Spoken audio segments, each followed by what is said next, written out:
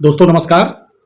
दोस्तों आज का विषय है कि आपकी जमीन मकान या आपके साथ कोई हेरा फेरी कर दे, कोई आपके साथ ऐसी चीटिंग कर दे कि आपके नाम जमीन है, उस जमीन को कोई दूसरा व्यक्ति खड़ा होकर के बेच दे, बिना राइट के बेच दे, आपका सह खातेदार अपने हिस्से से ज्यादा आपकी भी जमीन बेच दे। तो ऐसी स्थिति में आप क्रिमिनल प्रोसीडिंग करना चाहते हैं या करते हैं तो वो तब नहीं हो पाती है क्योंकि एकदम जानकारी आपको नहीं होती, और जब जानकारी होती है तो आप तहसील और कोर्ट यहां जाना शुरू कर देते हैं, और जैसे ही यहां जाना शुरू करते हैं मुकदमा दर्ज हो जाता है, फिर क्रिमिनल प्रोसीडिंग नहीं होती। अक्सर हमने देखा है, आप चाहे कोर्ट के माध्यम से या थाने जाकर के जब ये बताते हैं कि इस मैटर में, इस मामले में फला व्यक्ति ने जमीन बेच दी है, उसको राइट नहीं था, उसने ज्यादा हिस्सा बेच दिया है। पता चला कि जैसे आपका सह खातेदार है या भाई है आपका, उसने आपका रोड के किनारे कोई खेत है और उसने अकेले आगे का हिस्सा बेच दिया, बैनामे में आगे का शेड्यूल लिखा दिया और बेच दिया। अब जिस व्यक्ति को बेचा है वो व्यक्ति आगे गुंडागर्दी के दम पर कब्जा करना चाह रहा है, कब्जा कर भी लेता है।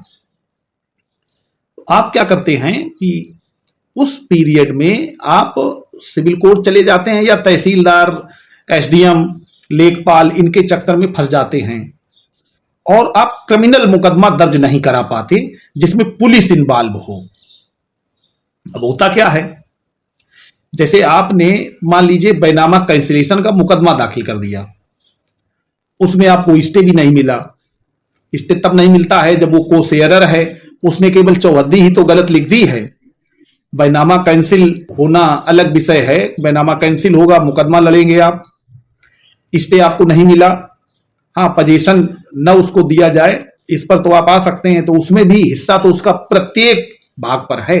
जो भी उसमें आएगा, नया सह खातेदार जिसको नया जो क्रेता है, जिसको जमीन खरीदी है जिसने, उसका उस पूरे खेत में इंच इंच भूमि पर हिस्सा हो जाएगा, आगे भी पीछे भी। तो ये मामला बंटवारी का बनता है। तो दोस्तों आज चर्चा इस बात पे करते हैं कि इस पे क्रिमिनल मुकदमा कैसे लिखाएं, बिना किसी लोकस के, बिना किसी राइट के, बिना किसी हक अधिकार वास्ते के, बिना किसी संबंध के। अगर किसी व्यक्ति ने आपके साथ कोई सिविल रॉन्ग कर दिया है, सिविल रॉन्ग माने जिसमें सिविल सूट आ जाएगा, ऐसा काम कर दिया है, पता चला कि आपकी जमीन थी वो बेच दी, उसके नाम नहीं थी, या हो सकता है कि 1 बिस्वा उसके नाम है और 5 बीघा आपके नाम है, उसने आधी बेच दी, 1/2 भाग। या दूसरा काम उसने ऐसा कर दिया है कि मकान आपका है, जबरदस्ती कब्जा किए हुए है और उस कब्जे वाली लैंड में उसको थोड़ा सा सेल कर दिया, उसने बेच दिया, भले ही रजिस्ट्री ना की हो। तो ऐसे मामलों में आप क्रिमिनल मुकदमा कैसे लिखवाएं, क्योंकि बड़ा दुविधा हो जाती है। बहुत सारे लोग कमेंट्स कर रहे थे इन मामलों में कि साहब ऐसा कैसे, इसमें पुलिस को आना चाहिए, सिस्टम खराब है। भाइयों, सिस्टम नहीं खराब है, सिस्टम हमारा खराब है। जब हम खुद बताने लगते हैं कि ऐसा नहीं, ऐसा करो, अभी पुलिस के पास नहीं जाएंगे, अभी ये नहीं करेंगे। इसमें साथियों सबसे पहले आप क्रिमिनल ऑफेंस तैयार करें। आप जरा इस समय जो भारतीय न्याय संहिता है उसको पढ़ें। वैसे मैं इस वीडियो में लगा देता हूं, आप बुक ले सकते हैं, खरीद सकते हैं, आईपीसी भी ले सकते हैं और बीएनएस भी ले सकते हैं। उसमें जो भी इस तरीके के मामले हैं उनमें क्या क्रिमिनल ऑफेंस बनते हैं ये स्पष्ट दिया हुआ है। भाई, आपकी संपत्ति हड़पने के उद्देश्य से कोई उस पर जबरदस्ती कब्जा कर लेता है, आपको वहां से निकाल देता है, आपको गाली गलौज करता है, मारपीट करता है, जान से मार देने की धमकी देता है। अब जबरदस्ती किसी जगह पर कब्जा कर लेना माने गुंडा की परिभाषा में आता है। आप गुंडा एक्ट पढ़िए, गुंडा एक्ट में क्या प्रोविजन दिए हुए हैं और वो क्यों लागू नहीं होंगे, जरा ये भी बता दीजिए। जैसे बहुत सारे लोग कहते हैं कि नहीं कानून खराब है। अच्छा, घर में बैठे रहोगे तो कानून आपकी मदद करेगा। आप ये सोच रहे हो कि राम राज्य आ जाए और हम घर में बैठे रहें और सब काम हो जाए, और आपको जो जिम्मेदारी दी गई है उस पर आप कतई खरे ना उतरे, उस पर आप कोई काम ही नहीं करना चाहते। अगर आप उस पर काम करना शुरू कर दें तब तो वास्तव में आप घर बैठे रहेंगे, सब काम सुटेबल हो जाएगा। लोग उल्टे सीधे लोगों को वोट देकर के जितवा देते हैं, वो केवल और केवल उनका उद्देश्य अपना माल कमाना है, अपना घर भरना है। तो आपकी फिर समस्या कैसे का समाधान होगा। आपको उतरना पड़ेगा अपनी समस्या के पीछे।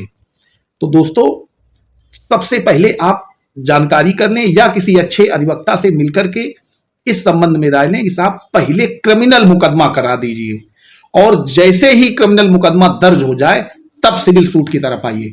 क्योंकि सिविल रॉन्ग या सिविल सूट जिस दिन का घटनाक्रम है उसके 3 वर्ष बाद तक उसमें काज ऑफ एक्शन बना रहता है। काज ऑफ एक्शन का मतलब है वाद का कारण। जब तक कोई कारण नहीं होगा, मुकदमा ही नहीं आएगा, आपका मुकदमा फर्जी बेकार हो जाएगा, खारिज हो जाएगा बीच में ही किसी भी समय। तो वाद का कारण 3 वर्ष तक बना रहता है। उसमें यह नहीं पूछा जाता कि आप 2 वर्ष बाद क्यों आए या 1 वर्ष बाद क्यों आए। लेकिन अगर क्रिमिनल मामला बनता है, और अब जैसे क्रिमिनल ब्रीच ऑफ ट्रस्ट है, माने किसी व्यक्ति ने आपराधिक दुर्विनियोग कर दिया है, आपने उसको पैसा दिया था और उसने आपका पैसा वापस नहीं किया, अपने पास ही रख लिया, आपने जब मांगा तो उसने इनकार कर दिया, आपके पास प्रमाण भी है। तो इसके 2 तरीके हैं वो धन वसूलने के। पहला तो आप चाहें तो एक मनी सूट फाइल करें और कोर्ट में ये साबित करें कि इससे इतना पैसा लेना है, कोर्ट ऑर्डर कर देगी, आपको पैसा दिला दिया जाएगा। वो नहीं देगा तो उसकी संपत्ति की कुर्की करा करके आपको पैसा दे दिया जाएगा। लेकिन वहीं पर आपके पास क्रिमिनल मुकदमा करने का एक रास्ता है। 406 आईपीसी में एक मुकदमा आप सीधे थाने से या हनीवल कोर्ट से जाकर के लिखवा सकते हैं। तो जब आपका मुकदमा लिख जाएगा तो मुकदमे में पुलिस का रोल शुरू होगा। पुलिस जैसे ही आपके सारे एविडेंस को कलेक्ट करेगी, वो कलेक्ट करके चार्जशीट लगाएगी, तो उस व्यक्ति को न्यायालय से अपनी जमानत करानी पड़ेगी। पहले जमानत कराने के बाद फिर वो मुकदमा चलेगा, और चूंकि डॉक्यूमेंट्री एविडेंस होगा, इलेक्ट्रॉनिक एविडेंस होंगे, तो साबित ही हो जाएगा कि हाँ इस व्यक्ति ने आपराधिक दुर्विनियोग किया है। तो उसमें 3 वर्ष से 5 वर्ष तक की सजा है। अब आदमी सजा खा जाएगा, पैसा तो देगा ही, तो पहले आप क्रिमिनल प्रोसीडिंग चालू कर दें और क्रिमिनल मुकदमा लिखा करके उसको सजा जरूर कराएं। क्रिमिनल भी चलाएं फिर सिविल भी चलाएं। लेकिन अगर आपने पहले सिविल सूट दाखिल कर दिया या सिविल प्रोसीडिंग चालू कर दी तो क्रिमिनल मुकदमा कोर्ट नहीं लिखाएगी। कोर्ट कहेगी कि नहीं, जब सिविल प्रक्रिया चल रही है, सिविल प्रकृति का मामला है, तो क्रिमिनल मामला आगे बढ़ाए जाने का कोई आधार पर्याप्त नहीं है, आपका 173(4) का एप्लीकेशन खारिज हो जाएगा।